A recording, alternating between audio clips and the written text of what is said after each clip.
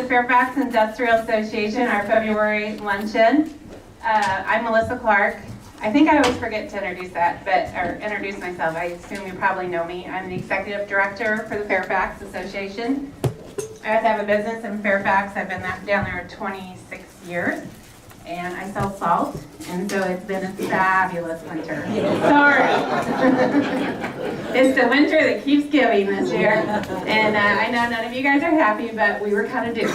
So anyway, we have a lot of things going on with the association. You know, you can tune in to our website, fiakck.org, and see the different things going on. We are continuing to work on the master plan that that's my reminder to start talking because I always forget. Hold on a second.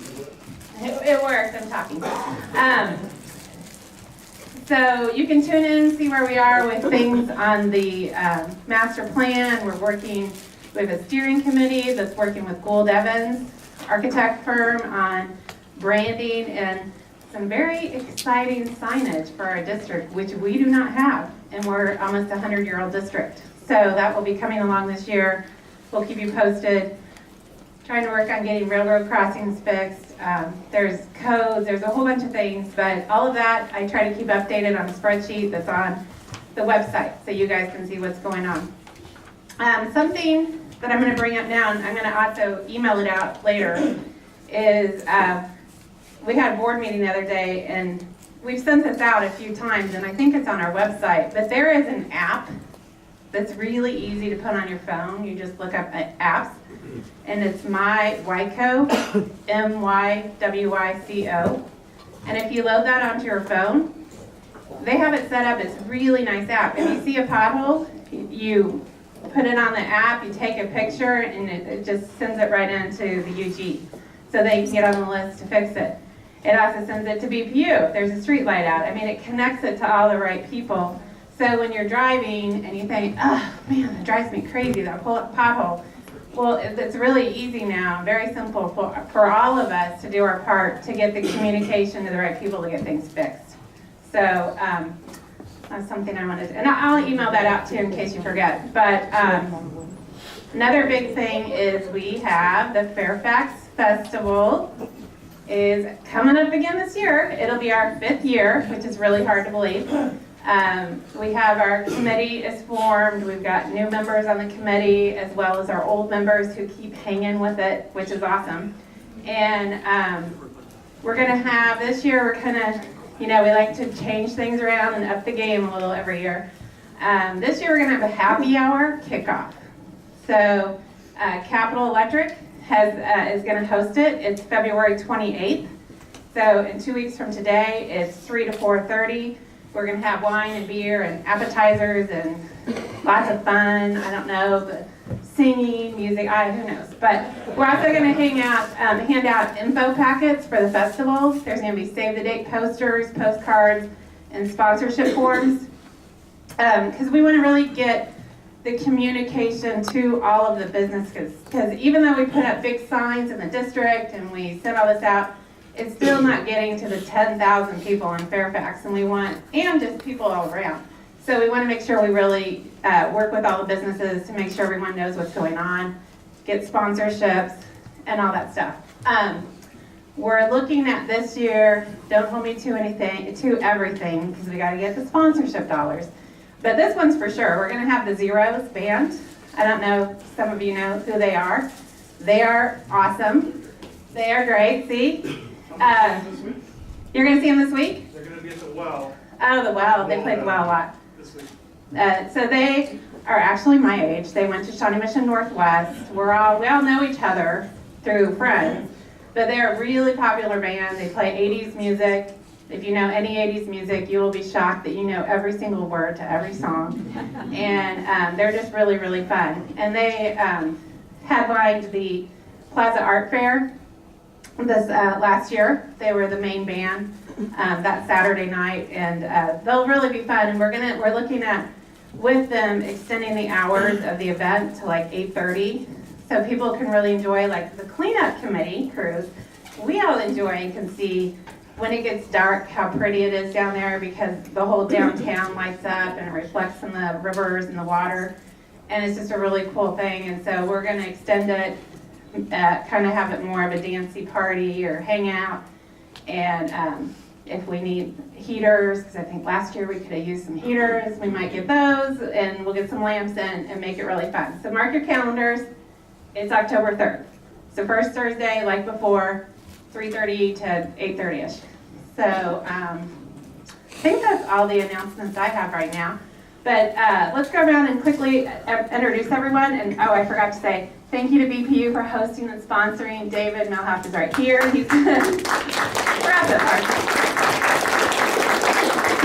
he's going to talk right after me for just a quick few minutes, and then he's going to introduce our speaker at the luncheon today, Joe Lieberman, who is an author of Dragons and Enemies, and he's going to give us some good self-help or what do you call it? Not self-help. Self-aware and leadership. There you go, self-aware. So, okay, so let's go ahead, Joe. And if you're on the Fairfax board or on the Fairfax Festival Committee, say that as well. So your name, your company name, and either of them. I'm Joe Hedge with Miller Pest and Termite. I'm on the committee and look forward to meeting everyone.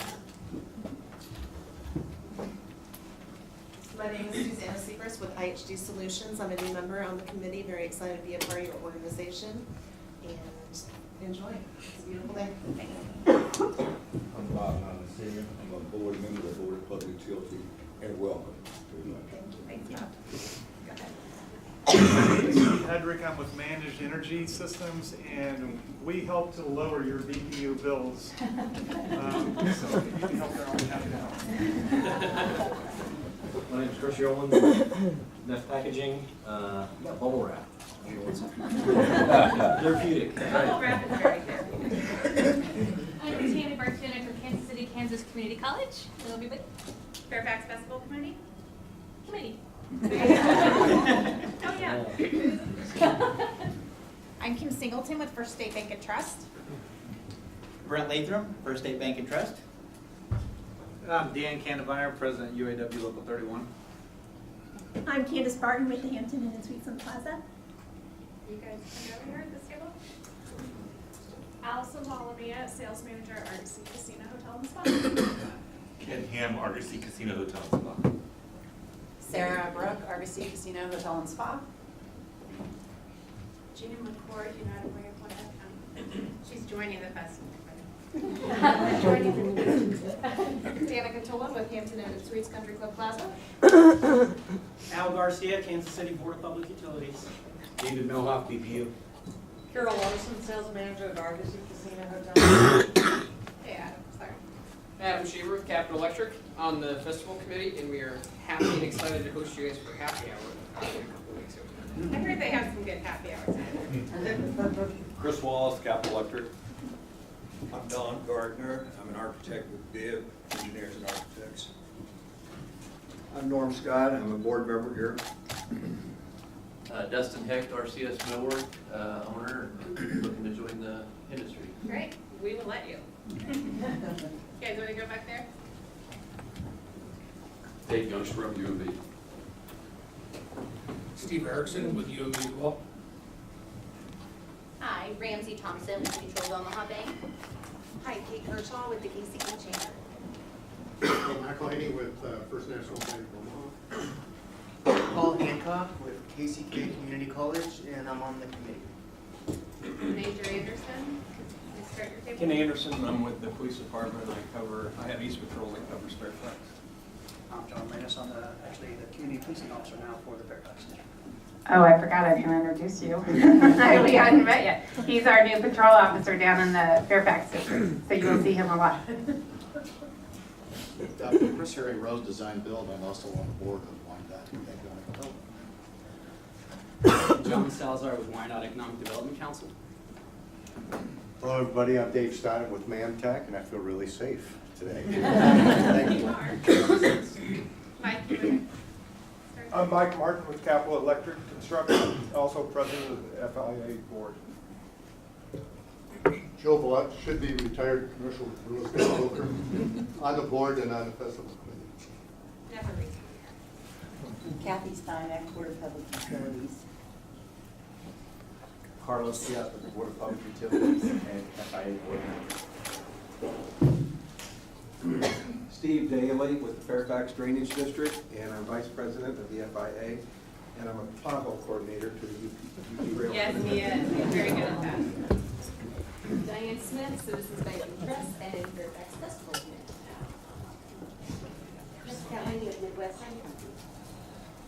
You guys, Brendan Butler with Occutech, and this is actually my first luncheon as an official member. Ah, welcome. Lauren, you want to start your table? You already went. That's right here? Did you guys start? No. I didn't hear what you said, it was couple. I'm Lori Brenner, I'm with Lippert Mechanical, and I am on the festival committee. I'm Don Gray with BPU, and welcome to all of you. Jenny Burley-Krenzer with BPU. Tom Groneman, board member, BPU. Welcome. Lynn Melton, assistant to Mayor Albee. Tom Lascalzo with Environmental Mechanical Contractors. Yesenia Los Calzo, and this is our first lunch. So, hi to everyone. Hope you come back. Yes. I think your table's not gone yet, right? Nope. Donna Gordon, Kansas City Manufacturing Network. Tara Laws, Botter-Linko. Joe McWhorter, ExxonMobil. Stephanie Jones, ExxonMobil. Darren McDonald, American Micro. Glad to add to my jewelry collection. I don't know how long the batteries will last, but. Viviana Reese, Bank of Labor. Mary Molen, Bank of Labor. Emily Ballinger, Mutual of Omaha Bank. Have we introduced everyone? And then we have, I know you feel like celebrities here because we've got video cameras and photography, but Lavella does, she's taking pictures and videoing our luncheons for us because we've been trying to get that going on a roll. We're also going to be offering sponsorships to do this, and so I'll be sending something out about that so you can get on the video that will be getting sent out. It'll be on the website, it'll be sent out on social media. It'll give you an opportunity to get your business name on there and market your company. So I'll send more info on that later. So now I'm going to turn this over to David, who's our gracious host. Thank you, Melissa. First of all, thanks for the rain. That saves me a last-minute panic trip to CVS to get something for Lisa tonight, so that's going to be, it's going to really work out well for me. I'm looking forward to that. So, I want to welcome you to the Board of Public Utilities. A lot of you have been here before. We're just proud to be your community utility. We've gone through introductions, but it really is great to have half our board here, our board president, Norm Scott, our board secretary, Robert Milan Sr., and Tom Groneman as well, board member, and our general manager, Don Gray, along with some other esteemed colleagues. So we welcome you to our house, and not our house, all of our house, all of us that we serve. So if you need to use the facilities, straight down the hall. I believe the parking lot arm should be up so you can get out. You have two options. You can stay and spend the day with us, or grab a ticket from the nice police guards at the front desk, and so make sure you get out of our parking garage, okay? All right, so with that case, and I think enough of that, all that, I want to kind of roll here about our speaker. We're in for a real treat. First, I'd like to thank a couple people for their help today. Tim Anderson and Jim Grant for their assistance with videography. Tim owns R2 Video Productions. Hey, Tim. I'd like to present our guest speaker. Joe Lieberman is a professional speaker, coach, and author on entrepreneurship, leadership, and sales. He's been a successful entrepreneur in several industries. He's the author of Dragons and Enemies series on self-awareness leadership. He began his career in corporate America and transitioned into smaller companies. And then he launched his own startup in 1996 and sold it for over $1 million. Joe has an MBA and Bachelor's of Science and Engineering degree. He's hosted his own radio show, and he is currently a guest columnist for Thinking Bigger Business Magazine, great publication. Joe's here to share all kinds of insights and how to use self-awareness to take your leadership to the next level. So be sure to get involved, have a great time, put your hands together, and welcome Joe Lieberman.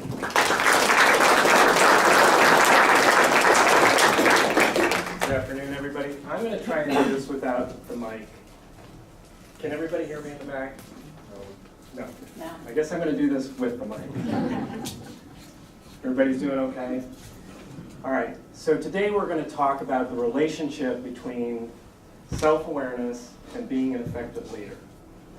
To start, I have two questions that I'd like to plant in your heads so you can think about them as we go through the discussion. The first one is, do you believe that you're an effective leader? And the second one is, do you believe that your level of self-awareness can have an impact on your ability to be an effective leader? So think about that. I'd like to thank the Fairfax Industrial Association for having me out today and for you guys for being here. We're going to cover, over the next 30 minutes or so, 4 key principles as they relate to self-awareness and effective leadership. I'm going to go over those in a minute. But I have one request of you, and that you suspend disbelief, at least for the period of this presentation. And what I mean by that is that you may encounter some principles that are somewhat familiar to you. And I know that when I hear concepts that I've already been introduced to, my tendency is to not just zone out, but think that I already know what's about to be said. On the other hand, many times when I allow myself to take a deeper dive into it, I find that I come away with some greater insights. And hopefully that will happen today. It's kind of like seeing a movie for the second time. You know, you get some more details and some nuances that you hadn't picked up. And my daughter, for example, told me that she went to see The Sixth Sense with Bruce Willis. Anybody know that movie? Pretty famous. And spoiler alert for anybody who hasn't seen it, she says to me, I didn't realize the guy was already dead. For those of you who haven't seen it, that's the entire point of the movie. So my point here is that if you allow yourself to suspend disbelief and give yourself an opportunity to pick something up for the first time, you may walk away with some deeper insights. So with that said, let's talk about the 4 concepts. And don't worry about the terminology just yet. I'm going to go over those definitions. The first one is that effective leaders understand that they have self-limitations, weaknesses, and shortcomings. I call these enemies within, and we'll go over that in a minute. The second one is that all of us face frustrations and forces external to us every single day. Traffic, employees, customers, vendors, etc. And I call these dragons. And we can learn not only to not absorb this frustration, we can learn how to, what I call, dance or slay with your dragons. And the third concept is effective leaders understand that failure is a part of every process. Everything we do, especially for the first time, we encounter mistakes. Who can be perfect? But we live in a society where failure is not always seen as a badge of honor. So effective leaders not only know how to embrace failure, but they look at it as something that they can accept and look forward to because they know success will come even faster. And then the fourth concept is, how do you put all this together? We all have personal core values: honesty, integrity, acknowledgement, friendship, whatever that might be.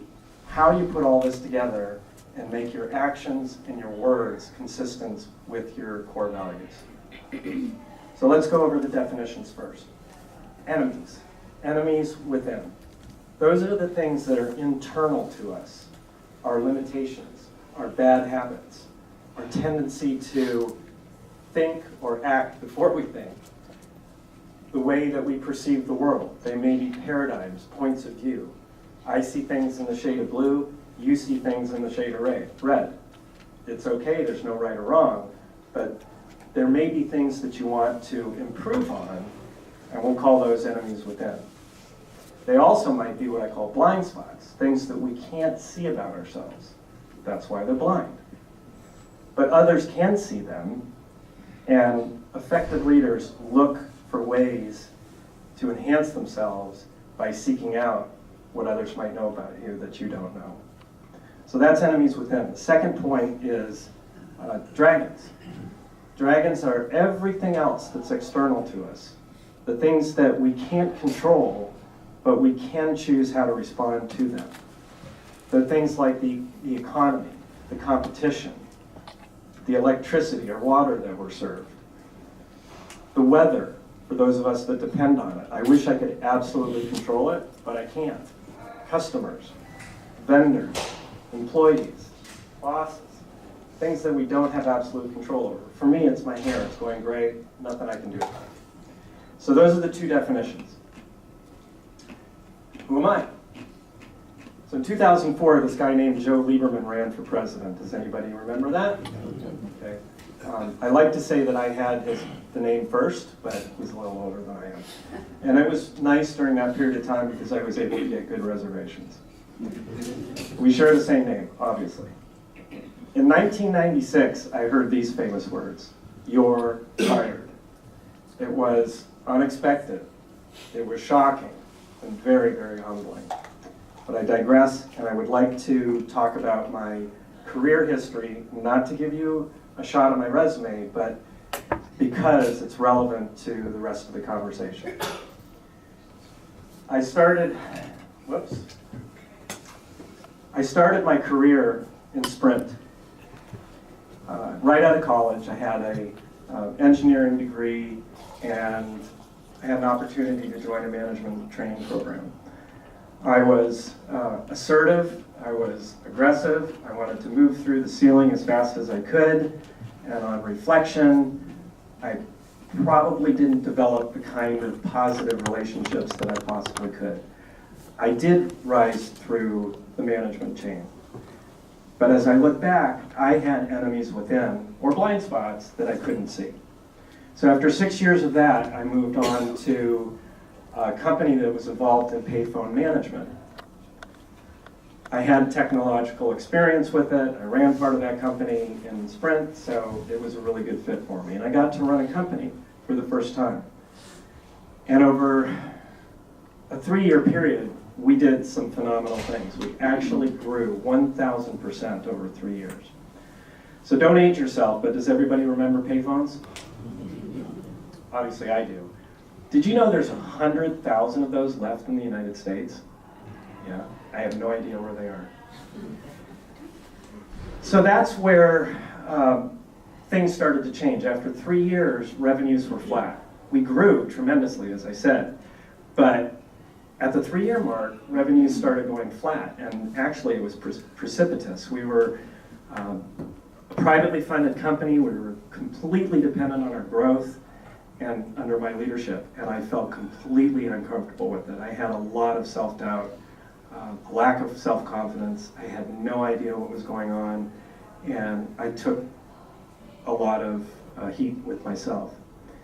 And years later, it's easy to see that the whole industry was going through a technical revolution. Cell phones were coming around, payphones were about to be completely decimated, except for those 100,000, and there was nothing that I could possibly do with it. That was a huge dragon, and I had no idea what a dragon force could be.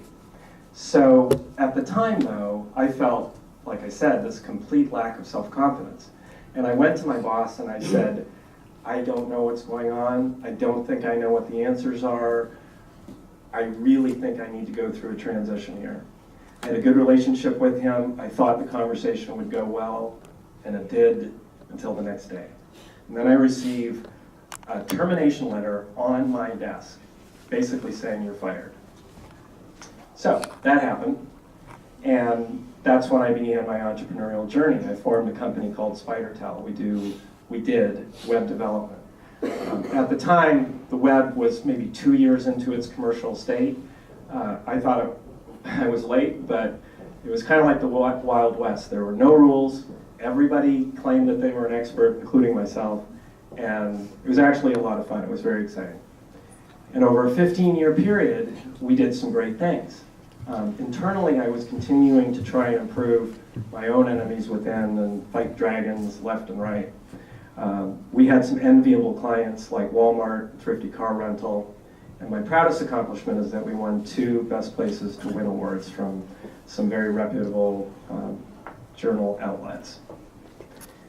At about 2010, I was able to successfully exit the company. I felt like it was time. I did what I needed to do, and I was ready to try something else. This is when I went into business consulting. And I was able to, along with some other veteran entrepreneurs, offer guidance, assistance, leadership to CEOs, entrepreneurs, managers, and salespeople. And I really enjoyed that. I continue to do that as part of my career. We were managed by one of the consultants, and we'll just call him the lead partner. And he was not somebody I got along with. In fact, I knew it would not end well. So during that time, I went through a few years of what I call self-awareness training. It was more on a personal basis. And what I learned was it is possible to confront yourself, look at yourself in the mirror, and have some honest conversations about who you are, what you want to be, and how to live a really fulfilling life. And it had a tremendous impact on me. I was able to look at myself and see additional enemies within that I wanted to resolve.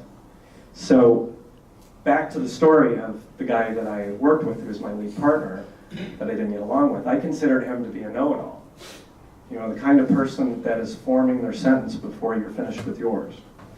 The person who always has the right answer.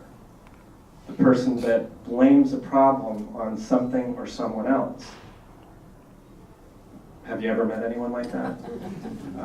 I was. So then I started to think about this quote from Walt Kelly at about 1970. And he coined this phrase, "We have met the enemy and he is us." And what he meant by that is that most problems, or many problems, have to do with what's going inside, internally. It's hard for us to admit it and accept it. At the time, there was a lot of political discourse going on, and I think he was referencing that. But I have a firm belief that in a business world, when there are problems, we should look first within to see what it is our point of view, is it the way we're conducting business, have we planned properly, etc. So anyways, while I was going through this consulting program, and I had the frustrations with this individual, I said to myself one day, does he not realize that he is his own worst enemy? And then I thought about it. Sometimes that's been me. And I know from going through the self-awareness training that you can, what I call, align your enemies with your core values. So I knew it was possible. And then I said, well, what happens when the enemies are aligned, when the enemies are gone? Well, dragons. Dragons are what's left. Dragons are those external forces that we can't control, but that we have the opportunity always to decide how we respond to them. So that's how I came up with Dragons and Enemies, and that's why I'm here today. I wrote a couple of books that have a lot more content than I'm able to get through in the next 20 minutes or so, but these are some of the important principles. And let's cover the first. This is having to do with enemies within and confronting yourself, in particular your blind spots, those things that we can't see that others might be able to see in us. Have you ever been here? The smartest person in the room? Maybe not yourself, somebody else, the person who's always right, always has the answer, is always blaming a problem on something else or someone else. Like I said, I've been that person from time to time. I try not to be that now. Effective leaders always try to surround themselves with people who are, quote, smarter than them. And I want to illustrate that this can be much more complex than just your own internal weaknesses. This is a situation from one of those programs that I was taking advantage of. It was a very long weekend, rigorous training, and on the last day we worked 4 hours from 8 until noon, and the facilitator said to us, I want you to be back in 1 hour. It was 11:58, not 63 minutes, but 62. Be back here by 1 p.m. sharp. So we knew what that meant. There was 100 of us. And we were in a crowded metropolitan area. It's hard to get to restaurants, etc. At 1 p.m., 95 of us were sitting in the chairs ready to go. There were 5 people remaining, and I called them the gang of 5. So we're all ready to go. We expect the facilitator to start. And for a very uncomfortable 7 minutes, we're just waiting.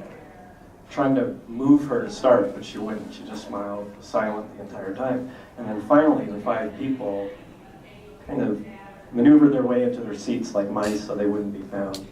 And the facilitator was smiling the entire time, and she says, "Okay, what took you so long?" So one of them stands up and she says, "Oh, I'm so sorry. Here's what happened. The restaurant was 5 minutes away.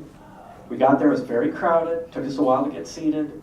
Then the waiter took some time to get to us, and oh my goodness, we had to order. Somebody needed gluten-free this, and it took a while for them to come deliver the food. And then when we were done, we had to send the checks, and the credit card processing didn't work. It was a big fiasco, and honestly, if we were back here by 1 p.m., we would have only had 2 minutes to eat. So that's why we're late."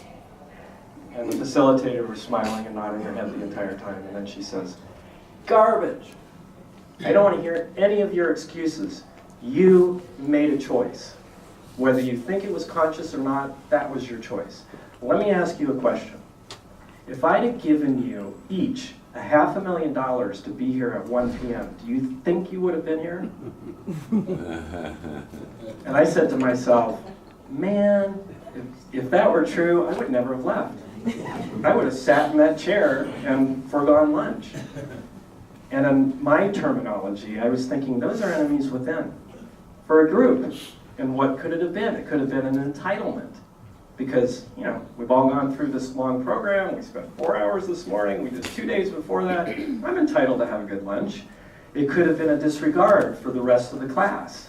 Maybe they were, you know, doing that on purpose. It could have been an ignorance of how important it was for the entire group to go through the entire program at the same time. Whatever it was, the point was made. It was a choice. So, if you find that there is someone that is the smartest person in the room, they're probably in the wrong room, because effective leaders are always looking for ways to evaluate their blind spots. They surround themselves with people who have great experience. Not necessarily smarter than them, but different experience, different wisdom. If you're looking for technological experience, you don't always have the answer. And they're self-confident, and they become self-aware. And that's what effective leaders can do. So now we're going to move on to the second concept. And this has to do with dragons. We talked about enemies within. Everything left are external to us. And there's 2 ways to deal with dragons in my terminology. The first one is to dance with them, and the second is to slay them. We're going to talk about dancing. We all have frustrations every single day. Customers, vendors, employees, sometimes it's our bosses. And it's a tendency for us to just kind of take the heat, you know, to absorb that frustration. We don't always want to bark back. We don't always want to complain. But we're not as effective as we possibly could if we were addressing that and not absorbing the frustration. So this is an example of how you dance around a frustration. I had an opportunity to take training in the art of Kung Fu. And I did it for a couple of years, and quite honestly, I was really not good at it. But I was able to see some parallels between martial arts and business. It's uncanny. So one of those goes like this. It's called the punch. And it's a metaphor for something coming at you that you didn't really expect, that you have to respond to very quickly. And what might that be? It might be an employee quitting on you. It may be that there's a snowstorm that stops everybody from going to work. It might be a competitor that just came out with a tremendously effective marketing campaign that you were not prepared to respond to. It could be anything else outside of your control. So the martial artists will do a few things. When that punch comes to them, they don't take it in the face. Our tendency is to block a punch by putting our arm out. And what are you doing when that happens? Well, you're absorbing all of the energy. You're not avoiding it, you're actually accepting it right into your arm. So at best, you're going to bruise your arm, and at worst, you're going to break your nose because of the bounce back. So a more elegant way and a more effective way is to pivot, and that's what a martial artist would do. Very quickly, they would turn to the side, let the arm flow through, they would guide that arm forward, and the opponent would actually pass by them. That's what all that energy did. It takes all the energy that you have to use as a pivot. So you can think about this as in a business sense. What do you do when you get forces against you? Do you try to block them? Do you try to absorb it? Or do you dance around it? And there are dozens and dozens of examples. If an employee is upset and leaves, do you conduct exit interviews on how you can improve? Do you talk to them about what they would have liked differently? Do you have marketing plans that are ready to go when you're ready so you can be proactive? Are you always looking forward? In my terminology, you can look at a force and you can choose to dance around it as opposed to just bluntly accepting it, and you can turn that force into something that will benefit you. Quick anecdote from my history, when I sold my web development company, we did it in two parts. I got paid some of it up front and the second half over a long period of time. And I did not have a great relationship with the firm. We did while we were doing the transaction, but afterwards it was not wonderful. I may have time to talk about that. But I was always concerned about their ability and viability to be able to pay that second half. It was obviously important to me. And it depended on the business being successful. So at one point during this long transition period, I get a phone call from one of the owners and demanding me to sign a very long agreement within 24 hours, as if I had a team of attorneys ready to review and sign it. But they were so demanding, like they owned me. And it dawned on me at that moment that I had a choice. I could fight it and resist the force that was attacking me, or I could turn it into something that was positive for me. I realized that there were two transactions that could occur that would be a catalyst for them having to pay me. And one of those was a sale of the corporation, and another was a major debt restructuring. So I figured one of those two things were going on. And I then went into friend mode. And I was on the phone with one of the owners over actually a 48-hour period, like every hour, every other hour. And he thought I was his best friend, and that was fine. I tolerated it for that amount of time. I did everything I possibly could, and within 48 hours, we got the agreement signed, and they were so happy that they paid me weeks before they had to. So that's just one anecdote. The next concept is the idea that even if there is brute force coming at you, you don't always have to dance. You can, what I call, slay your dragons. But you can do this elegantly. And have you ever been in a situation where somebody's asking you to do something and you really don't want to do it, but you say yes anyways? It happens to us all the time because we want to be accommodating. We want to say yes. Who wants to always say no? But there are times when it's appropriate to not only say no, but hell no, because I don't want to be treated that way. I want to be treated with dignity and respect. So I'd like to introduce you to a friend of mine. His name is Ray Pittman, and he passed away a few years ago, but one of the most incredible, extraordinary people I have ever met in my life. I met him when I was 39 years old, and this was still in the web development arena, and I had the opportunity and privilege to participate in the Hellsberg Entrepreneurial Mentoring Program, founded by Barnett Hellsberg of Hellsberg Diamonds, which was sold to Warren Buffett. He's a great philanthropist in town and has an amazing sense of humor. He called the group HEMP for short, and he's very proud of it. So if you have a chance to talk to him, he'll always come back with a joke of some sort. Anyway, so I was teamed up with this fella named Ray Pittman, who was 82 at the time. I was 39. I was in the web development world. It was technology. Ray did not text. Ray didn't have an email address. Ray did not know what a website was. And so I said to him, how am I going to even communicate with this guy? He has no knowledge of what I do. Please. And they said to me, chill out. It's going to work out. Give it a chance. And so against my better judgment, I said, okay. And actually, it was really one of the best decisions I've ever made. So Ray had an incredible past. I can only tell you a short amount about what he was and what he meant to me. But he was in World War II.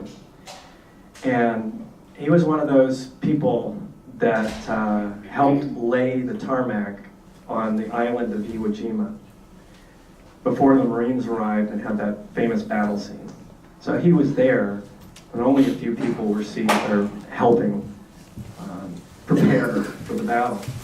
And we would watch Band of Brothers, which was one of those epic series that really depicted his journey through the Pacific. And we would watch that every Sunday night and trade off dinners. And he would add commentary to it, and he'd say, no, it was a little more money than that. Or, yeah, they got that part correct. It was as if it was his life that they were documenting.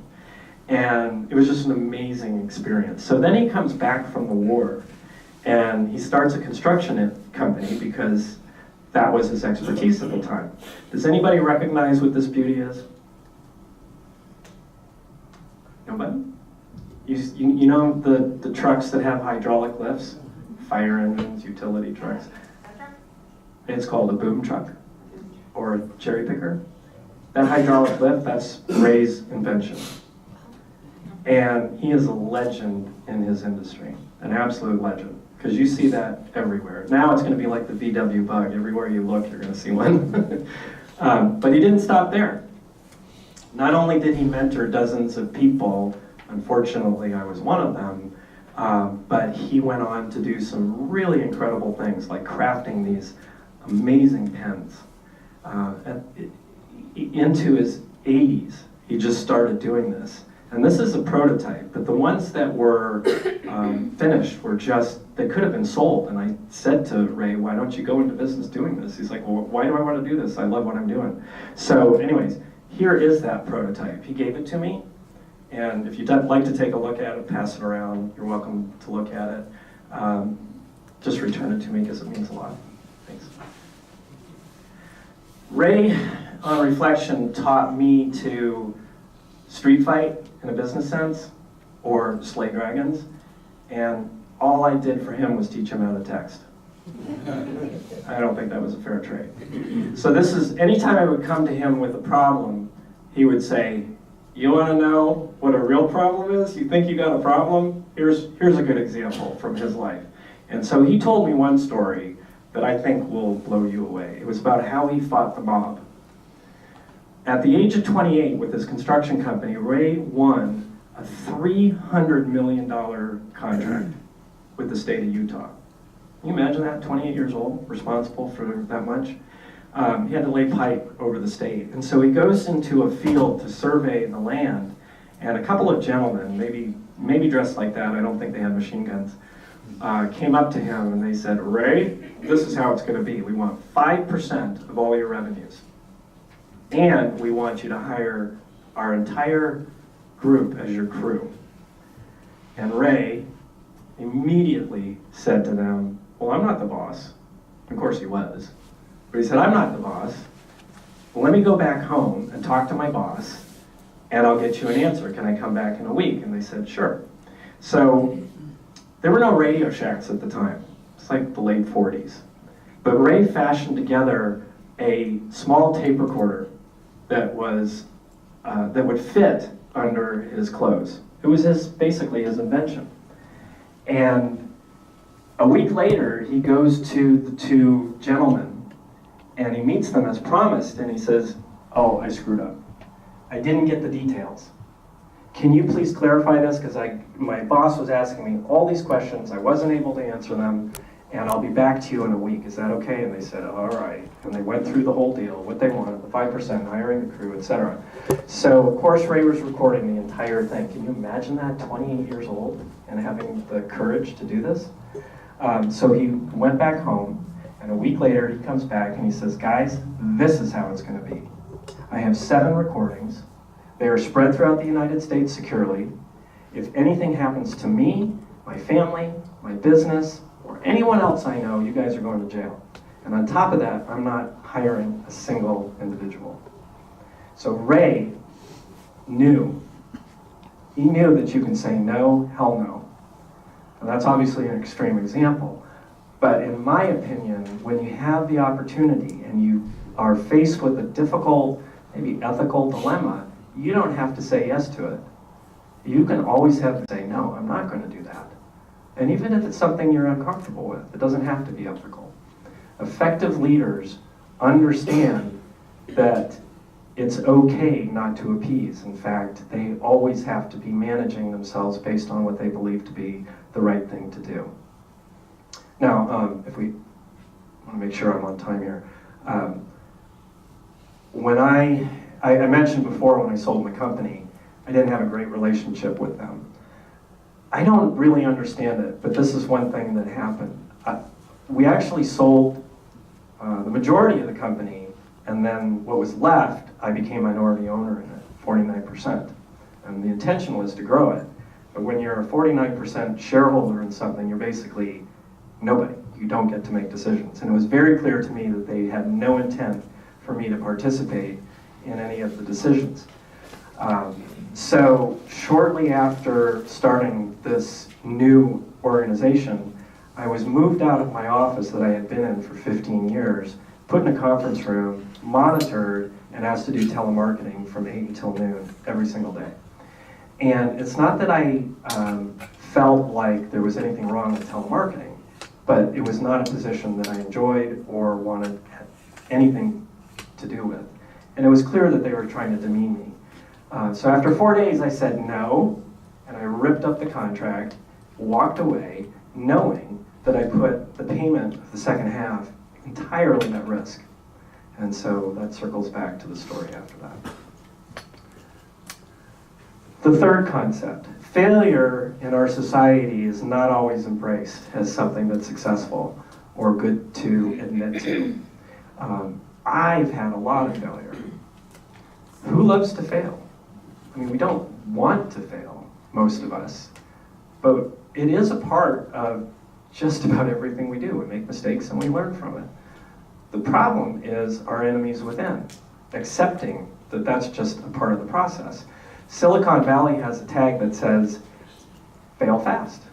The reason is they know there's going to be failure, and you really just want to get it over with as soon as possible. So I'm going to introduce you to another friend of mine. His name is Steve Germanic. Steve and I went through engineering school together. He got a chemical engineering degree. Much smarter than me. But we both said this at the same time to each other. We wanted absolutely nothing to do with engineering. We had other plans in mind. And Steve's passion was being a journalist. We knew he wrote good technical papers, but his idea was he wanted to be a food critic. Yeah, imagine that jump. So he also knew well in advance that this was going to take a lot of work, that he was going to have to perfect his craft, that there would be a lot of trial and error, and that he was probably going to face a lot of failure along the way. But Steve embraced it. And he got rejection after rejection. He wrote articles, he submitted applications to journal outlets, and just kept getting no. And it could have been demoralizing, but in his opinion, it was actually a game. He made a game out of it, and he knew that every letter was getting him closer and closer to success. And here's a copy. Whoops. This is a photo of just some of the rejection letters. He keeps them. It's like he's proud of it all. And this, you get a kick out of this. This is one of his favorites. It comes from Mad Magazine. And if y'all remember that adolescent humor magazine, I think it's still around, at least on the web. But this is his favorite. And they said to him, Steve, you just don't tickle our funny bone. And he loves it and he wears it as a badge of pride. So, Steve played his game, and now he is one of the most accomplished journalists that I know of. He's been published in the Wall Street Journal, Boston Globe, many other outlets. He has his own organization where he produces content, and he's just really successful because he understood that failure would not stop him. Effective leaders understand that failure is not something that can destroy you. It's actually a part of the process. And they can embrace it because they know they're going to learn from it. Neil Armstrong, the first man on the moon, said, we need to fail down here so that we don't fail up here. He just knew it was going to be a part of it. He just wanted to get it over because effective leaders know that if you fail now, you'll get to success faster. So let's talk about the last principle, and that is, how do you align all of your enemies within and then dance and slay dragons? It just sounds like, woo-woo. And can you really put this into effect? Well, one of the things that is required if you're going to at least address your enemies within is changing your behavior. Because if you've got a behavior that you find out through somebody helping you with a blind spot, or that you identify within, it's something I want to do. Let's say you're smoking and you want to quit that, or you're always interrupted and you want to change your behavior. You actually have to change your mind. And it's a very difficult thing to do, and here's one of the reasons why. They have studied brain signals and how fast they travel. Brain signals can actually travel through our body at enormous speeds, up to 270 miles per hour.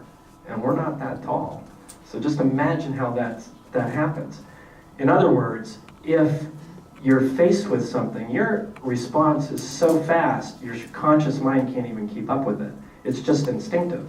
And the older we get, the more ingrained that behavior gets. So it really is very difficult to change your mind. On the other hand, we know, even through research, that it's possible to change your mind and do it for the long term if you're determined to do so. And here's one example. It has to do with taxi drivers. They did a research study in London where they call it the London Taxi Cab Driver Study. And they measured a part of the brain before the cab drivers learned the mapping system in London. And London is one of the most complex planned cities in the world. There's not a straight street, and there's no numbering system. So can you imagine? They didn't have Uber, they didn't have GPS when they did the study. They had to learn it. And so they measured the hippocampus, which is 2 lobes on the back of the brain that are responsible for visual, spatial recognition. And they did before and after studies. This was over at least a couple of years. And what happened as these taxi cab drivers were improving and becoming experts in navigating the system of London is that the hippocampus region actually grew. It was a biological response, and it became learned behavior. They had committed to making a change, they had committed to learning something, and it actually happened biologically. So, in my view, it is possible, if you identify areas that you want to improve on and make a big commitment for it to happen, that you can sync your actions and your words with your deepest core values. And in a business sense, the organization has core values as well. The ideal scenario is when everybody's core values align, especially with the leaders, so that they can role model how they want the organization to work. So I'm really proud of the fact that I've written 2 books on the subjects that we've talked about. This is just kind of scratching the surface. They're available here if you'd like, and I can sign them afterwards. But what I'd also like to do is give you a gift of the digital versions of the book. And all you have to do is text your email, address, your name to this phone number. It's a secure phone, so you're welcome to do that, and we'll send you a copy of it. So here are the 4 principles. Just to review real quickly, that you can confront, effective leaders can identify, acknowledge, and address what I call your enemies within. It does take courage, it does take an honest conversation. The second one is that you don't have to take brute force every single day. You can actually identify where asbestos are coming from, and you can choose to dance or slay around them. The third is that effective leaders understand that failure is not something you want to avoid. It is a necessary part of learning. And so you can embrace it and try to get over it quickly so you can reach success faster. And then finally, if you choose to, when you're ready, you can align all of your enemies within, dance with your dragons, and sync your actions and your words with your deepest core values. So all I'd like to ask right now is who's ready to go slay dragons? Anybody? Okay, well thank you very much.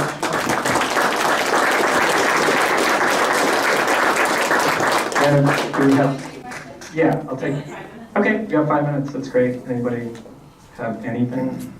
Want to talk about the weather? Did you put that phone number back up? Yeah.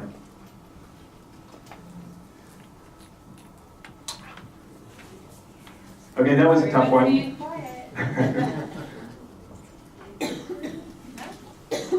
All right, well anyways, thanks very much. I will be here if you want to carry the conversation. I'm available on a one-to-one coaching basis, and I really appreciate you coming out today. Thanks very much.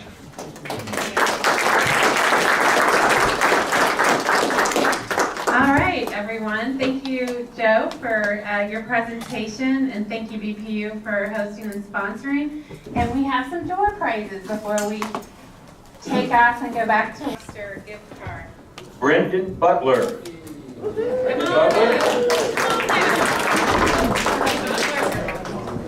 Okay. You also get an extra ring. An extra ring and a Red Lobster gift card. The ring in itself is so worth it. This is a gift card to Olive Garden. Oh, it's Olive Garden, Longhorn Steakhouse, Cheddar's Yard House. There's a theme here. Dinner. For your sweetheart. And Mel Bellinger, Mutual of Omaha Bank. Amelia.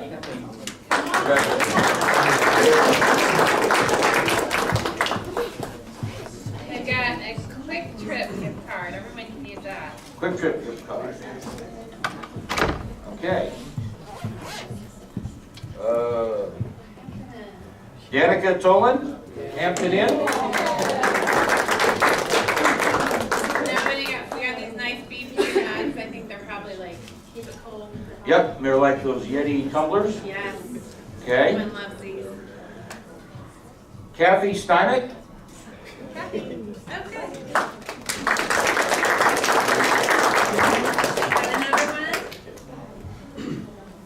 And Chris Kelly.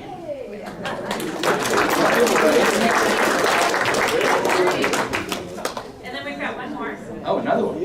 Joe gave us Oh, the book series. the first and second of his 2 books that he wrote. All right. And the winner of the book series, first and second, Christopher Hare, H-E-R-E, Chris. All right. Congratulations.